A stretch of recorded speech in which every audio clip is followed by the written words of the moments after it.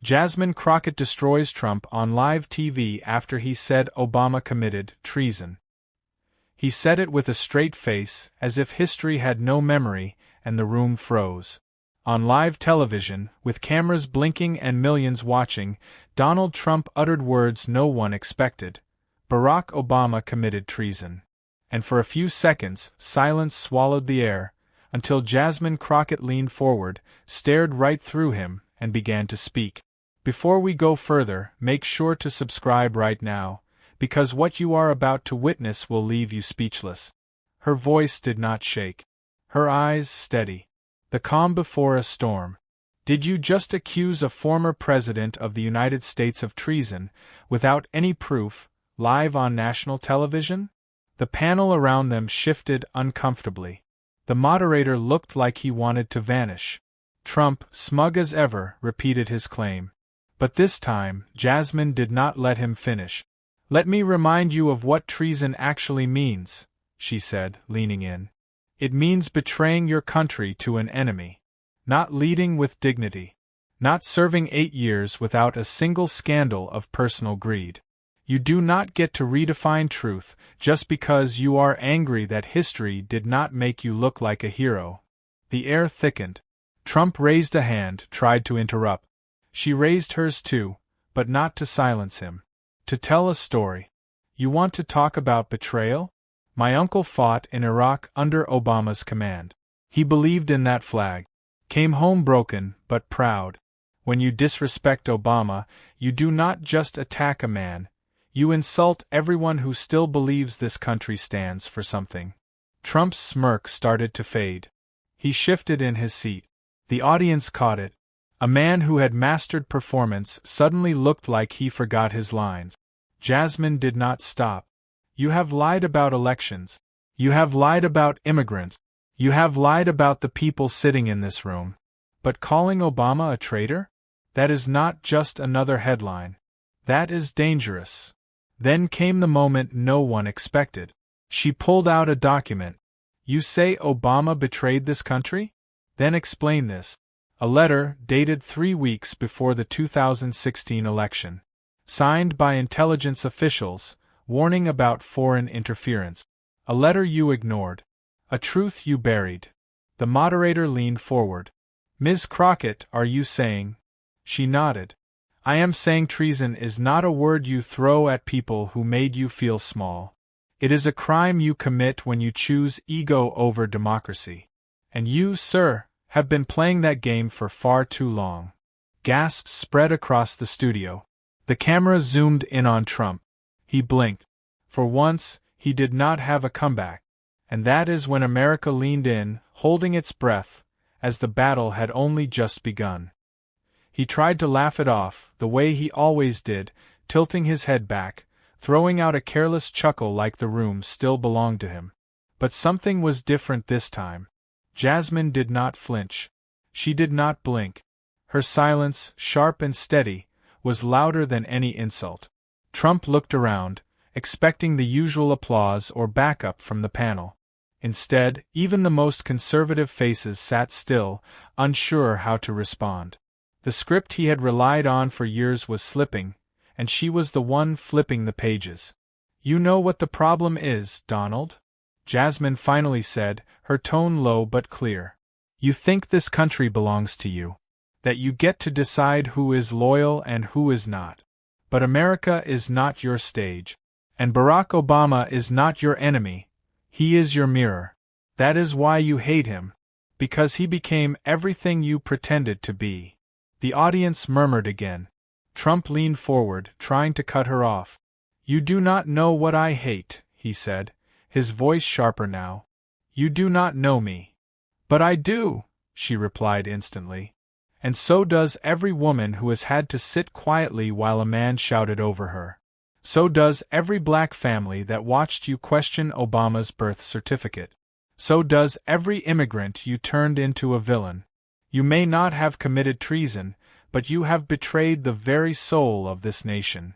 The silence that followed was not empty. It was full of reckoning, full of fire. Jasmine's words had hit deeper than politics. This was no longer just about Obama or Trump. It was about the story of a country trying to decide who it wanted to be. She pulled her chair forward slightly. Let me tell you something personal. My mother raised me to speak up when the truth was under attack. Even if my voice shook. Even if the room was filled with people who wanted me silent. Tonight, I am not here as a congresswoman. I am here as a daughter, as a citizen, and as a witness to the damage your lies have caused. Trump looked visibly rattled. His fingers tapped the table. His mouth opened but no words came. That was the twist no one saw coming. Not the confrontation, but the collapse of his control. The moderator tried to regain order, asking for both guests to remain respectful. Jasmine did not wait for permission. You once said, "I alone can fix it." Remember that? She asked, staring at him. But you broke it. You shattered trust. You poisoned debate. And now, you want to blame Obama? No, Mr. Trump. This time, the nation is watching. And we are not buying the lie. In that moment, even the lights in the studio seemed to pause. History was not being rewritten. It was being reclaimed, one bold sentence at a time. He shifted again, this time slower, as if the weight of her words finally found a way through the armor he had worn for years. The camera panned across his face. No smirk, no spark, only a hollow stare trying to find a way out of the moment. But there was none. Jasmine had cornered him without shouting, without spectacle. She had done it with facts, memory, and unshakable conviction. And the world was watching it happen live. I wonder, she continued, voice softer now but heavier with each syllable, if you remember what it means to serve. Because service is not about being worshipped. It is about being held accountable. It is about carrying the weight of people's trust, not throwing it away for applause. Trump finally found his voice, but it trembled slightly. You act like I have done something no one else has done. Obama, he spied on my campaign. He weaponized the government. That is treason. That is the truth. Jasmine leaned forward. No. That is paranoia. And that paranoia has cost us more than you can imagine. She reached into a small folder again and pulled out an article, carefully folded, clearly old. She held it up, letting the camera catch a glimpse of the headline. Texas family torn apart after ICE raid, father deported, mother detained. My constituents lived that story. That is what your presidency did. While you chased shadows and cried about wiretaps, real families were torn in half. Real children went to sleep wondering if their parents would be there in the morning. And now, years later, you want to pretend this is about Obama? No, Mr. Trump. This is about you refusing to accept responsibility. Trump opened his mouth again, but she stopped him this time, not with words, but by placing the article gently on the table between them. Every time you speak, you remind us what happens when power falls into the wrong hand. But tonight, I need you to understand something. The truth is not afraid of you. And the truth will not be silent anymore. The crowd in the studio erupted, not with cheers, but with a deep, unified murmur of realization. A shift. A moment they would remember. But Jasmine was not finished. You once said you could shoot someone on Fifth Avenue and not lose a single voter, she said. That was not confidence. That was a confession. A confession that you never respected the people who believed in you. And you certainly never respected the office you held. Trump looked stunned now, blinking fast, fingers clenching the edge of the table. His usual rhythm was broken. The performance had cracked. And what stood in its place was a man finally seeing what it looked like when someone refused to fear him. You have accused Obama of treason, she said slowly. But the only betrayal we see here tonight is a man who still cannot face his own reflection. The air had turned cold. Not in temperature, but in tone. Jasmine sat back slowly, her hands calm, her words still echoing. Trump looked down at the paper in front of him, then back at her, then toward the cameras, as if hoping for rescue. But none came. No panelist spoke. No moderator cut her off. No cheering crowd stood behind him this time. Just the silence of accountability pressing against every wall in that studio. "You know," Jasmine said after a pause, her voice now even lower, like she was talking to him one-on-one, "every time you say something outrageous, you expect us to forget the last one. It is like a trick. You throw a grenade, walk away, and wait for the smoke to cover the truth. But this time, it will not fade. Because when you accused Obama of treason, you stepped over a line. And I do not think you realized how far." Trump's jaw tightened. His hands were no longer still. He leaned closer, his words clipped. "You do not speak for the country. I know what the people think." Jasmine did not look away. "No. You only know what your echo tells you. But the real country? It is tired, Donald. Tired of being divided. Tired of the lies. Tired of you rewriting history to protect yourself." For a moment, his expression flickered, confusion, maybe. Or something deeper. Jasmine caught it. And that was when she delivered her next blow.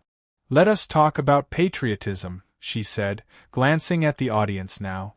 "Real patriotism is not about chanting a flag or shouting over your opponent. It is about admitting when your leaders fall short, when they harm people, when they fail the oath they swore to uphold." She stood, not in protest but in presence. The studio shifted again. This was not just a debate anymore. It was something heavier. "You accused Obama because you need an enemy. You always have. Whether it was immigrants, journalists, or your own advisors. You build your power by breaking others. But what you cannot break is the truth. Not anymore." Trump opened his mouth, then closed it again. Something in his face had changed. Not defeat. No, he would never wear that. But recognition. The slow, painful awareness that this moment would not bend for him. Jasmine walked a few steps toward the center of the stage, not to dominate, but to anchor. "Tonight is not about politics. It is about memory. About choosing who we let define us. And I choose not to let hate be louder than hope." The room felt still, as if holding breath. Trump looked around, still searching, still reaching for something to grab. But she had already taken it. The story, the power, the truth. "Mr. Trump," she said finally, "history will not remember your insults. It will remember who stood up to them. And I am not standing alone." Trump's eyes darted toward the moderator, then the camera, then back to Jasmine, as if someone, somewhere, might signal that this could end. But there was no out. No commercial break. No distraction big enough to erase what had just unfolded. He shifted in his seat again. The same man who once dominated rallies with thunderous applause now looked cornered, stripped of control, as the weight of his own words began to collapse on him. "You know what I have learned, Mr. Trump?" Jasmine asked quietly, her tone steady but cutting. "The louder a man screams about loyalty, the more he fears being exposed. You called Obama a traitor, but you are the one who turned his presidency into your obsession. You wanted to undo him so badly, you nearly burned the country trying." Trump finally responded, his voice tense. "You act like he was perfect. He was not. He failed people too." Jasmine nodded. "Of course he did. He was human. But he led with dignity. He never tried to pit neighbor against neighbor. He did not wake up every morning looking for someone to blame. You, on the other hand, built a movement by teaching people to hate their own." The studio was silent again. Not because there was nothing to say, but because everyone wanted to hear what would come next. Jasmine turned slightly, addressing the audience behind the camera. "How many of you sat at dinner tables arguing with people you love because of him? How many lost friendships, fractured families, saw your country become unrecognizable, all in the name of making it great again?" Trump's fingers tapped restlessly against the table, but he said nothing. "And now," she continued, "after all the damage, all the division, you dare accuse someone else of treason? Treason is not a tweet. It is not a headline. It is not a game. It is the betrayal of a nation's soul. And you, sir, have been stabbing at that soul for years. For the first time, Trump's face turned a deeper shade. Not from anger alone, but from being unable to retreat. He had been on thousands of stages, but never one quite like this. You weaponized fear, Jasmine said, her voice rising just enough. You told white Americans they were under attack. You told poor families that immigrants were their enemy. You told black and brown people to stay silent or go back where they came from. And when that did not work, you blamed Obama. Then she leaned back, let the silence work for her. You wanted a reaction tonight. You got one. But not from rage. From truth. And truth, unlike you, does not need to shout to be heard. Trump's lips parted slightly, a weak attempt to recover. But there was no defense left to give.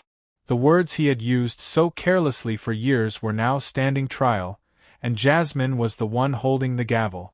You tried to break this country by breaking its faith in leaders like Obama, she said, softer now. But faith is not yours to control. It lives in the people. And tonight they are watching. The final moments felt heavier than any headline. Jasmine stood in the center of a room that had seen decades of political theater, but nothing like this. Her voice was calm, her breathing even, but her presence filled every corner. Trump sat quietly now, his face strained, no longer performing for the camera. It was not about the spotlight anymore. It was about survival, of image, of legacy, of narrative. And Jasmine had rewritten the entire script. You know what is most dangerous about your words, Mr. Trump? She asked, her eyes locked on him. It is not just the lie. It is the permission. You gave people permission to hate, to threaten, to scream at their neighbors, to silence their co-workers, to turn schools and churches into battlegrounds. And now, when it all crumbles, you point the finger at someone who tried to hold us together. He inhaled slowly, eyes narrowing, but he still said nothing. Not because he had run out of thoughts, but because everything he might say had already been dismantled. Jasmine stepped closer one final time. I was not raised to stay quiet in the face of power. I was raised to face it, to question it, to challenge it. And tonight, I did not come here to argue with you. I came here to show the world what it looks like when truth stands its ground. A stillness swept through the studio. Every camera, every viewer, every staff member, watching not a political debate, but a reckoning. Trump tried to sit straighter, tried to reclaim even a shadow of his usual bravado. But there was nothing left for him to lean on. The usual applause from loyalists? Gone. The safety of distraction? Gone. The lie? Shattered. Jasmine turned again toward the viewers at home. Her voice gentled, but never lost its power.